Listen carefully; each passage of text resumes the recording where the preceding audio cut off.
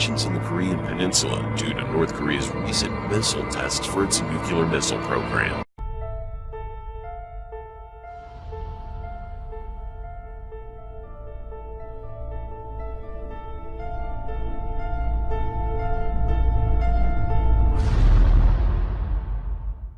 As far as nuclear is concerned, this country, us, we need a shield because Russia's unstable, a strategic defense initiative. We need a missile defense shield. And if we don't have one, and if we don't start developing, and now, you know, people used to criticize Reagan. The fact is now it's very developable, and we need a shield. If you want to build this strategic defense shield to prevent against missiles, you have to go ahead and negotiate with the Russians a change in the 1972 ABM, the Anti-Ballistic Missile Treaty. What if the Russians say no, no can do? Well, look, you just said it, a change in 1972. A treaty that was made in 1972, who knew what was going to happen in terms of technology? It's time for a change, and we have to sit down with the Russians and many others. Look at North Korea. North Korea is developing missiles like nobody has ever seen. And we better do something rather quickly with them, hopefully through negotiation, but we better do something rather quickly with them. Russia What if, on the North Korean front, what if the North Koreans don't play ball, develop a nuclear capability, go forward with their missile development? Does the United States act unilaterally? Excuse me, if spoken to correctly, they will play ball. But is there something the United States should be thinking about doing as far as North Korea's potential nuclear development? Absolutely, they should be thinking about it, and frankly... Like what? Give me an example. I'll say this. You go in, you start negotiating, and if you don't stop them from doing it, you will have to take rather drastic actions, because if you don't take them now, you're going to be in awfully big trouble in 5 years from now when they have more missiles than we do. We're a bunch of saps. There's no question that North Korea is developing missiles. We give them nuclear power plants, we give them tremendous aid because we thought we could bribe them into stop development. Well, they're developing. So much so that South Korea is now developing their own missile systems in order to protect. And I'm really not sure I can blame them. But North Korea is totally out of control, and would you rather have a very, very serious chat with them now? And if necessary, you might have to do something fairly drastic, or would you rather have to go after them in 5 years when they have more nuclear warheads and missiles than we do?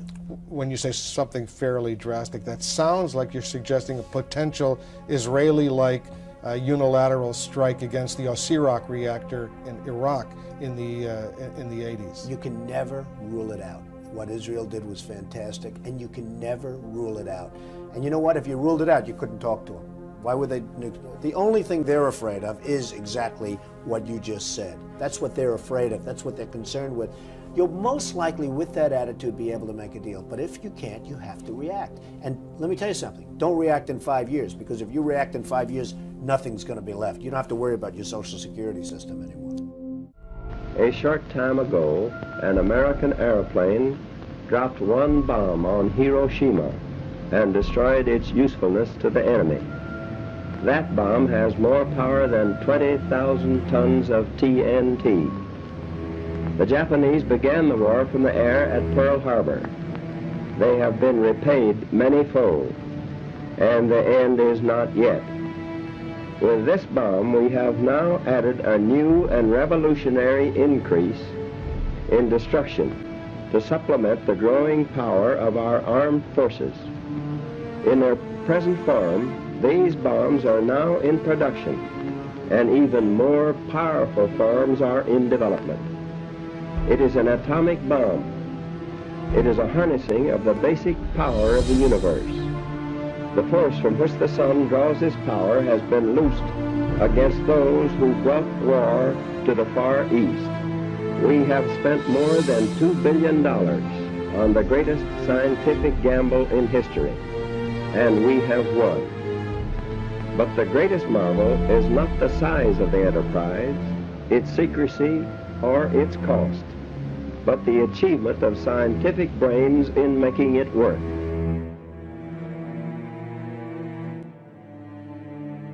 Keeping our eyes fixated up north of the border, with its back turned to the rest of the world, the reclusive state is focused mainly on its bargaining chip, its weapons program. In terms of missile development, it's been pushing ahead at a faster speed than ever before. The latest test launch proved the regime's nearing a level where it can strike the U.S. mainland with nuclear-tipped ICBM.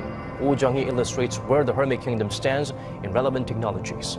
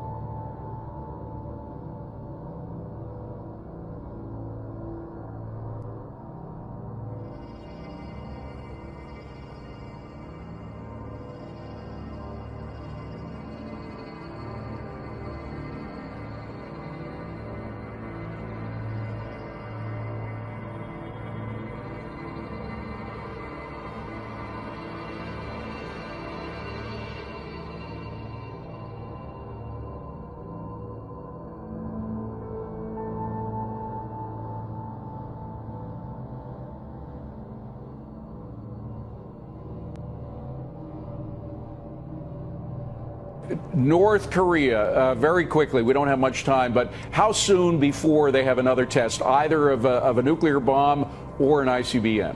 I think they can test almost at any time. I don't think there's any reason to think that the absence of testing activity shows a political decision to try and come closer to us. I don't think they're in fear of us yet. I don't think they respect us. And I don't think there's any point in negotiating with them. 북한이 ICBM 탄도미사일을 완성하고 거기에 핵탄두를 탑재해서 무기화하게 되는 것을 레드라인이라고 생각합니다. 지금 북한이 점점 그 레드라인의 임계치에 다가가고 있다고 생각합니다. During the decades-old tug-of-war with North Korea, the general understanding of North Korea crossing the line has been the regime being able to strike the continental United States with a nuclear-tipped ICBM. How one arrives at that assessment is complicated, but the North's second ICBM test in late July did suggest that it might be possible. North Korea has shown us that its missile can fly up to 7,000 or 8,000 kilometers if launched on a flatter trajectory that can reach the western coast of America. Pyongyang's final destination is Washington, the center of the U.S. mainland. To make that happen, there are two crucial technologies Pyongyang needs to develop.